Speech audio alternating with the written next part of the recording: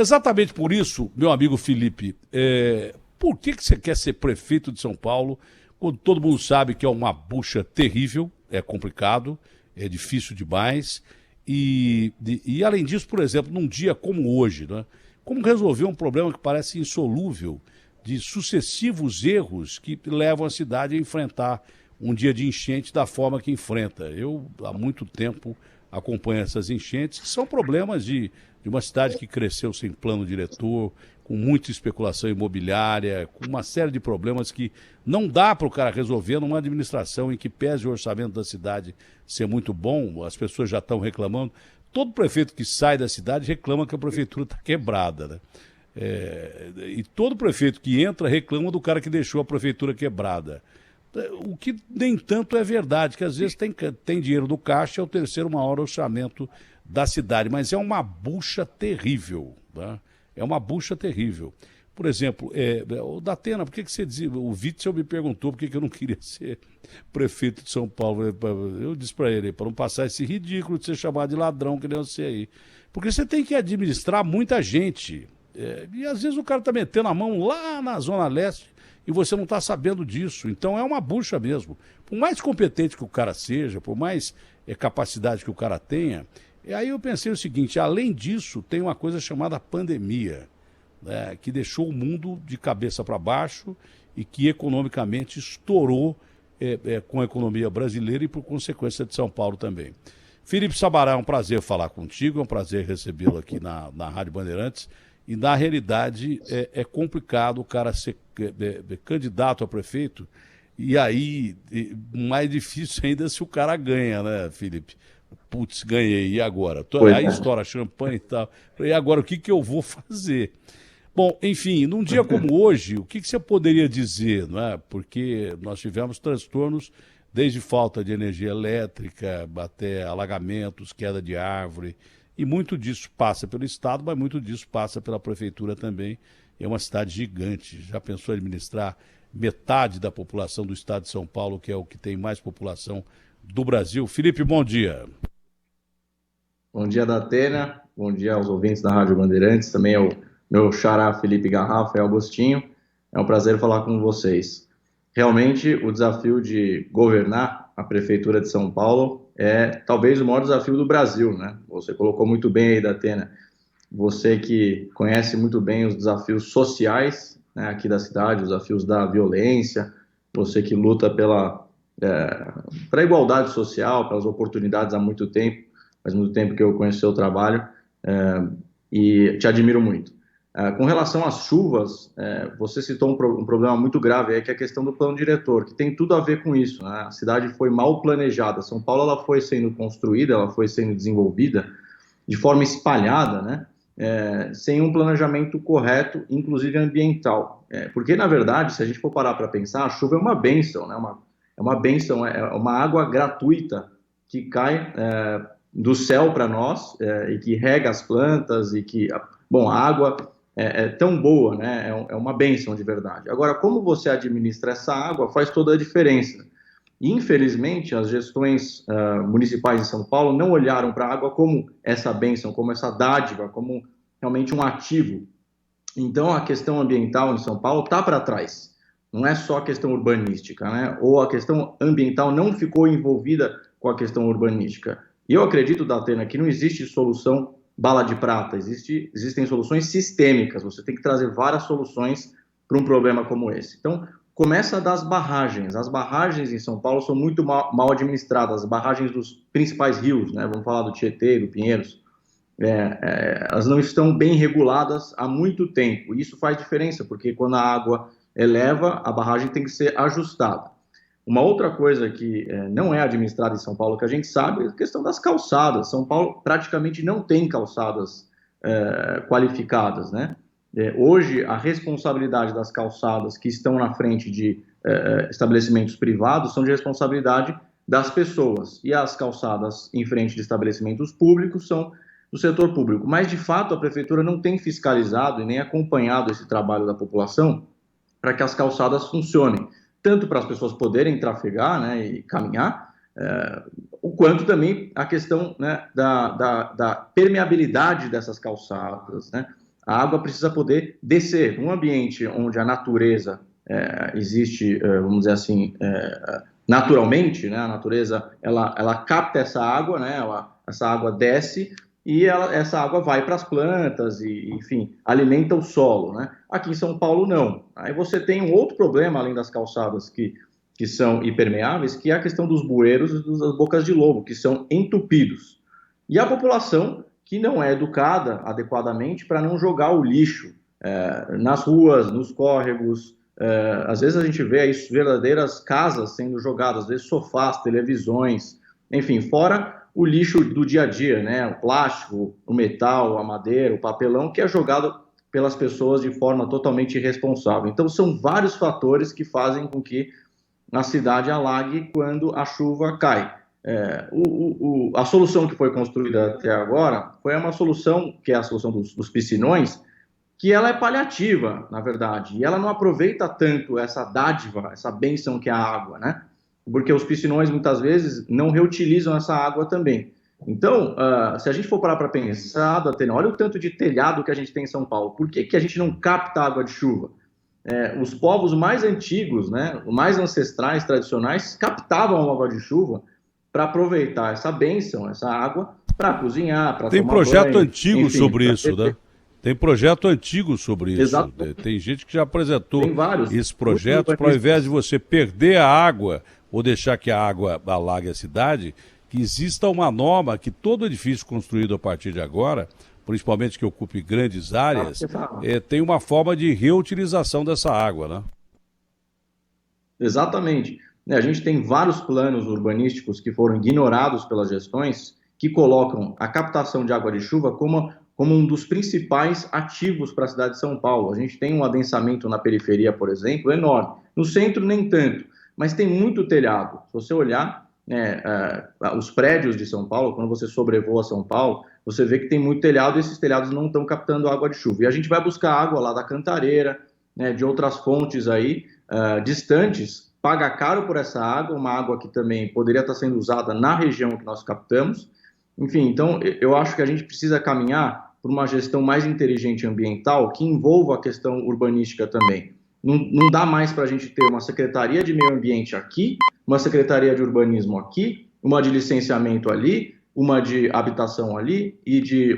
Enfim, um dos nossos planos aqui, que está no nosso plano de governo, Datena, é uma supersecretaria chamada de Vida Urbana, que agrupa essas secretarias que tem o mesmo assunto, né, sob gestão, que é a questão da mobilidade, a questão do urbanismo, a questão do meio ambiente, da habitação. Infelizmente, quando você separa essas secretarias, é muito difícil o prefeito administrar os assuntos. E a população é quem mais sofre, né? Interessante, hein? Ver, interessante que uma secretaria aglomerando todas essas vai evitar, sabe o quê? Uma coisa chamada corrupção, que é aquela história de criar dificuldade para vender facilidade. Exatamente. No nosso plano de governo, Datena, a gente agrupou as 28 secretarias em 8 plataformas, né? E essa plataforma que eu citei, Vida Urbana, é uma delas, né? Exatamente pelo fato que você colocou bem aí, que é a questão da corrupção, e a falta da sinergia dessas secretarias atrapalha muito a gestão da cidade, porque as pessoas, às vezes, precisam de um alvará, de uma licença, enfim, e aí elas vão numa secretaria, quando, na verdade, essa secretaria depende de uma outra para resolver e de uma outra terceira para resolver. Agora, dá para extinguir essas secretarias de uma vez? Não. Então, para a gente não precisar contar com um projeto de lei bastante extenso, que seria o agrupamento das secretarias, a extinção de secretarias, nós agrupamos por plataforma. Ou seja, você não vai extinguir a secretaria, você vai organizá-las por assunto, né? Por exemplo, você que é uma pessoa bastante interessada na área social, aí já tive no seu programa falando do nosso programa ARCA, que acolhe pessoas em situação de rua e dependentes químicos. Eu sei que você é um interessado nesse assunto. Por exemplo, assistência social, desenvolvimento econômico, turismo, trabalho, são secretarias que a gente colocou numa plataforma de desenvolvimento social e econômico, porque elas são correlacionadas. E hoje você tem a Secretaria de Direitos Humanos, a Secretaria de Assistência Social, a Secretaria da Pessoa com Deficiência, a Secretaria do Trabalho, enfim, Secretaria do Turismo. Tudo isso, na verdade, tem a ver com o desenvolvimento social e econômico da cidade.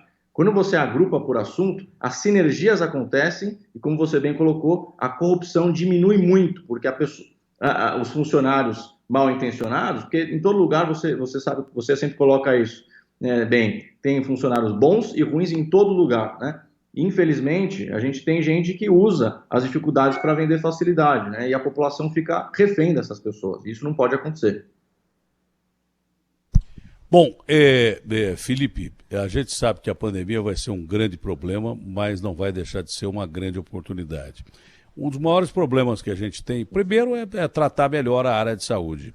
O mundo moderno, que a gente julgava a França, Itália, Espanha, está preparado para receber qualquer tipo de problema de saúde pública, não estava, ficou de joelhos perante um bicho que a gente nem vê, que é invisível, mas o sistema público desse país, muito menos os Estados Unidos, que nem sistema público de saúde tem.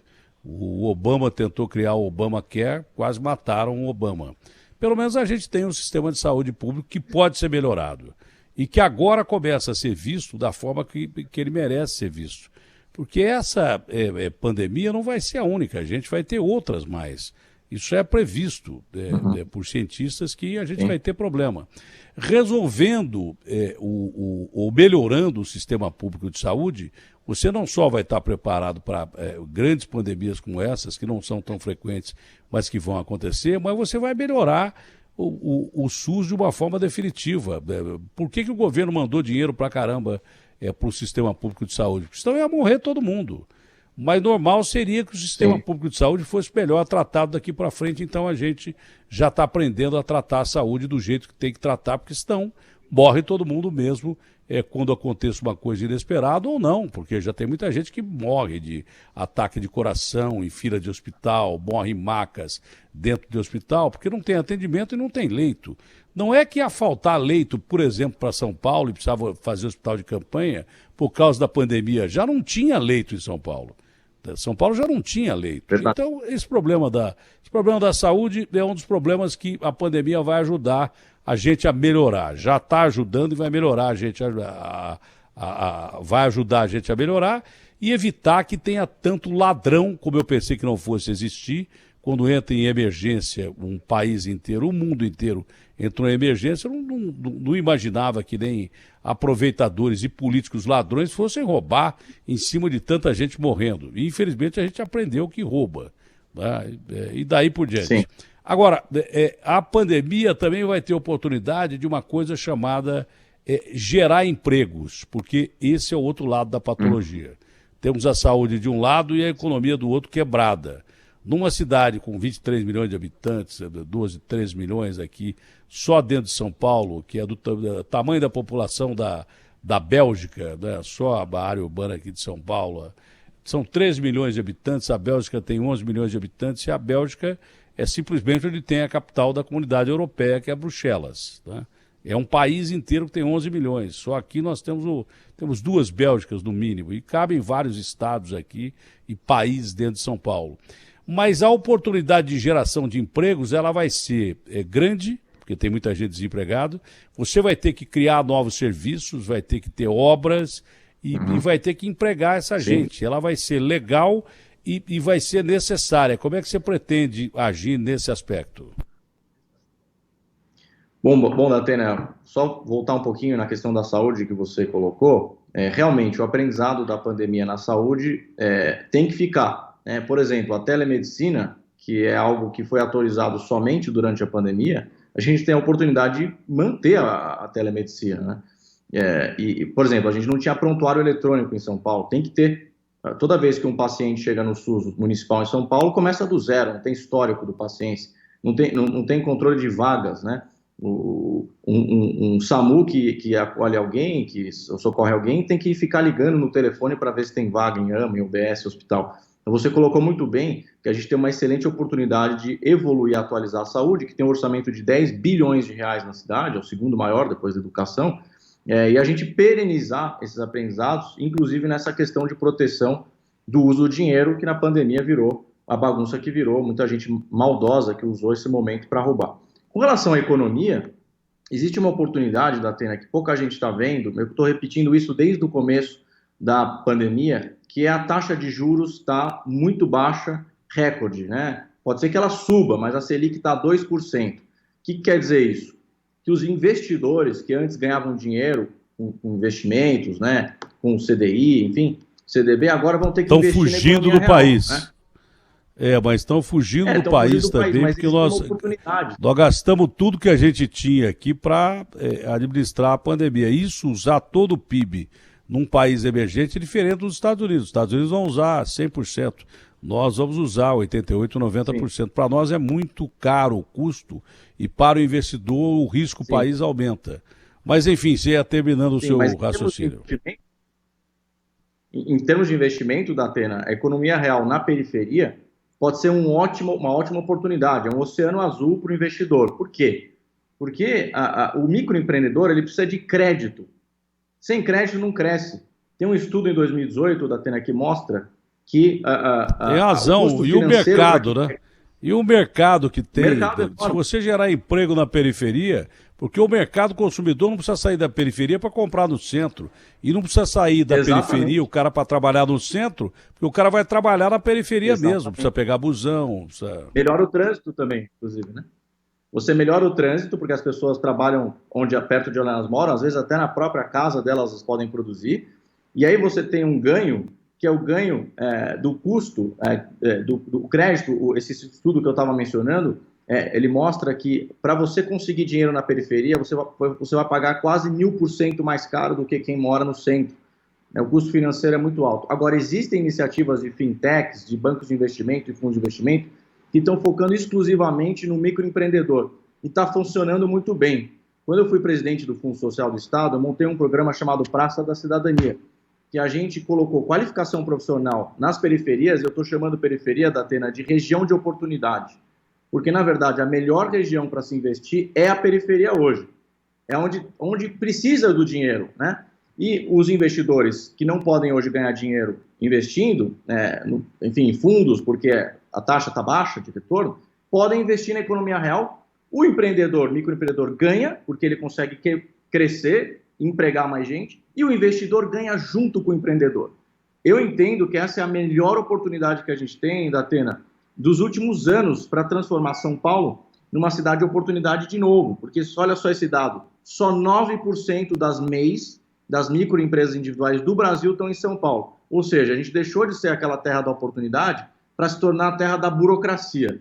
Mas a gente pode voltar a ser São Paulo da oportunidade se a gente trouxer o mercado do investimento, dos investidores, para esses empreendedores. Você sabe bem, né? A cada 50 metros na periferia tem um salão de beleza, tem uma loja de roupa, né? A gente tem lá um bar, um restaurante, uma padaria. Essas pessoas precisam de crédito. E não é o crédito que o PT deu, que é o crédito para consumo que endividou as pessoas.